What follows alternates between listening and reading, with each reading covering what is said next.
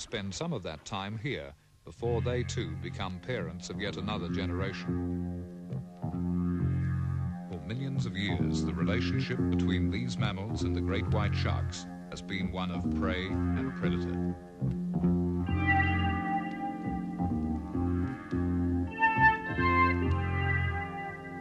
From the moment I entered the water, I am spellbound. Far from being afraid and tentative as they were on land, the sea lions seem as fascinated and entertained by our presence as we are by theirs. For them, we are instantly objects of curiosity to be investigated and played with.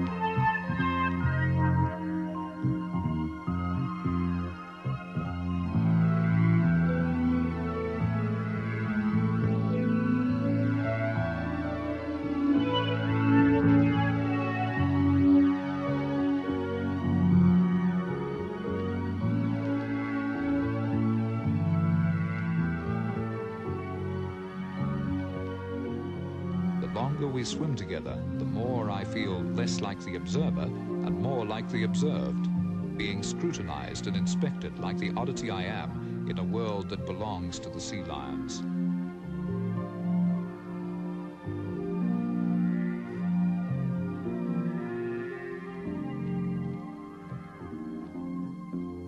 Their lack of concern at our intrusion and their obvious confidence contrasts with the suspicion they had expressed at Dangerious Reef. The water is evidently where they feel secure and at home.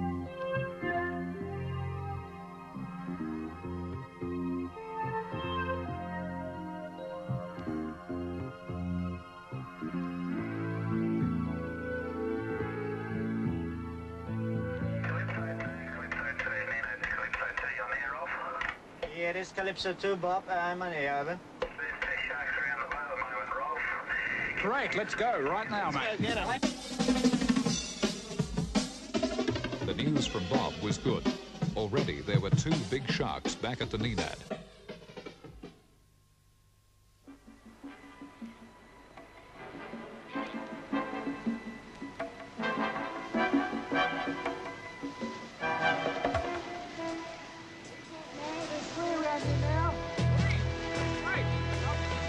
Three sharks now, and by the time we reached the Nenad, they had all begun to feed.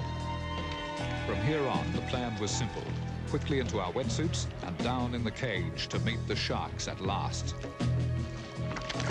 Let's get in amongst them.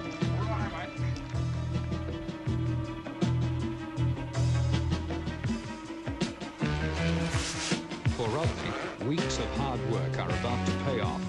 3 sharks down there, it's going to be pretty exciting. I can't wait to see your face when you come up. Just as long as I come up again, that's all, Rodney.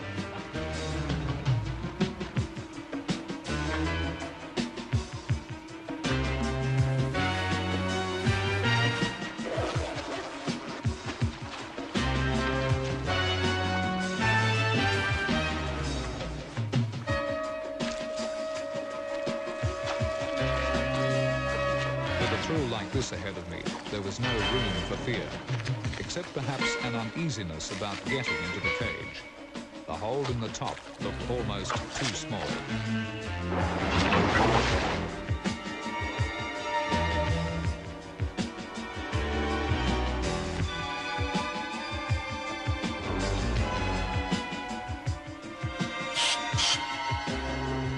But once you're in, there's no turning back.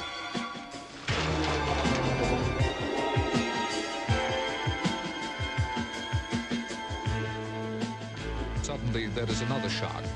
4 great white pointers, each weighing over a metric ton, circling our cage.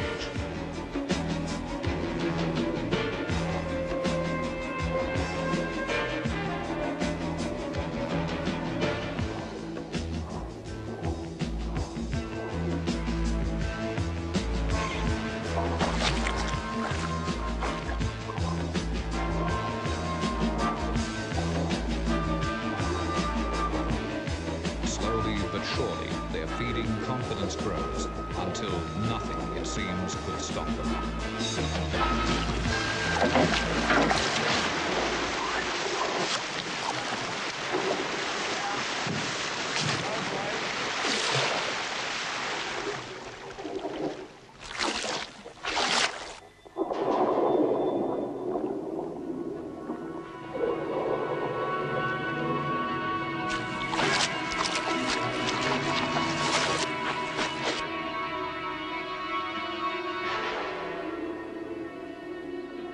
For hours we have been lacing the water with the heavy scent of food. Now the big sharks speculatively mouth anything in the water. At times they make a mistake about what can and what can't be eaten.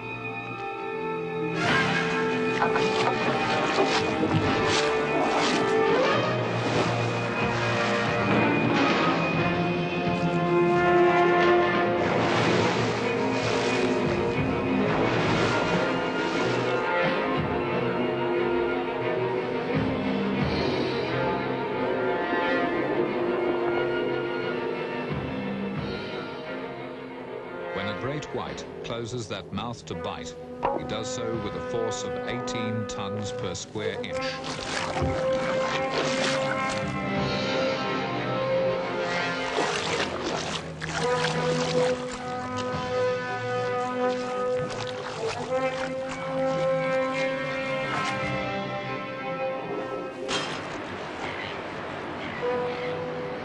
In the past, great whites have been branded as vicious, cruel, savage creatures.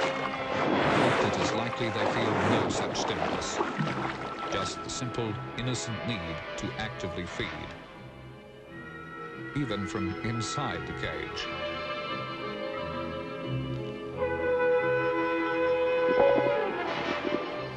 We know now that sharks are not controlled by blind instinct, but that they can think and learn and have memories. Researchers have even taught them tricks like porpoises for food rewards.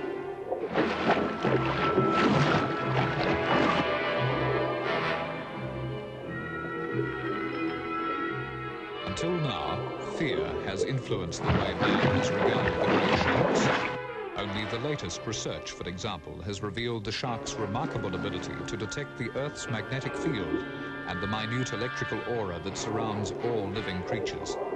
An acuity 25 million times more sensitive than that of man.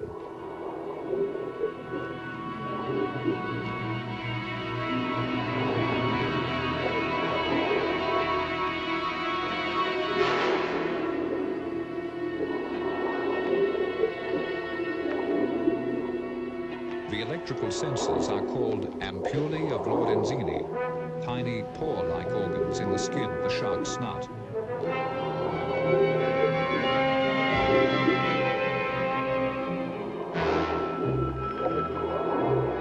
The carnivore sharks don't chew their food, just bite and swallow, or swallow whole.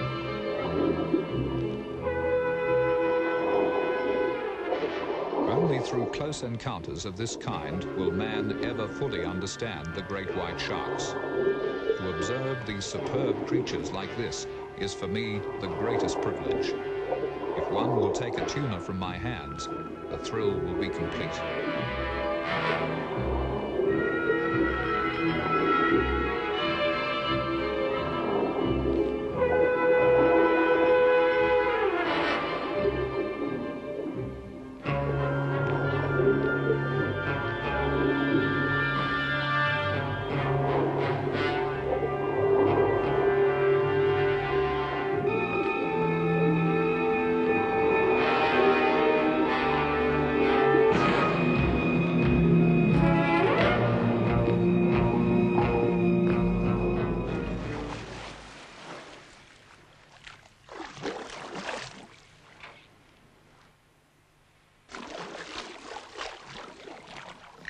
That is one of the most incredible experiences I think I've ever had in my life.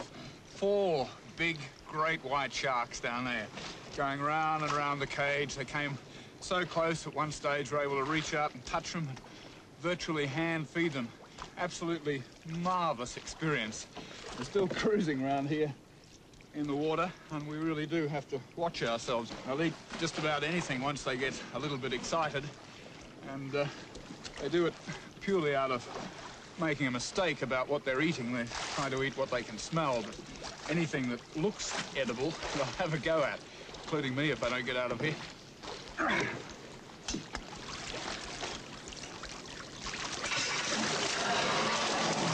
Hey, easy on the pace. I'm glad I'm not standing where I was a few minutes ago. As a sport fisherman, there was something more I wanted to experience of these magnificent great whites. What must it be to feel the awesome power of one on rod and reel?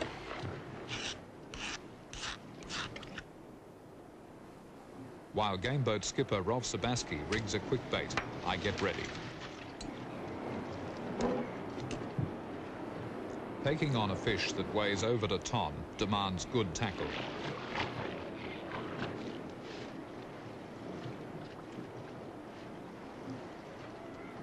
This 130-pound outfit is the biggest I fish with, hand-built just for the job.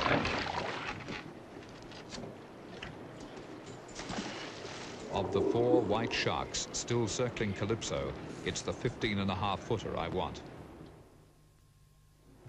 We're still close by our mothership. If the big shark takes my bait, we will have to race Calypso hard for open water to prevent the line being cut.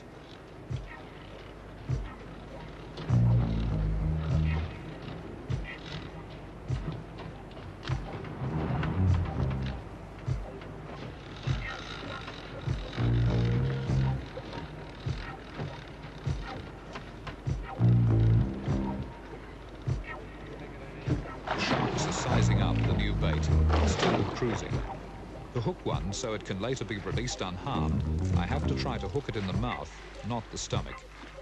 To do that, I must put the big reel in gear only seconds after the shark takes the bait. He's coming around on the bait now. He's seen it. He's seen it. Here's a bait. Here we go. He's got it. No, he hasn't taken it yet. He hasn't taken it.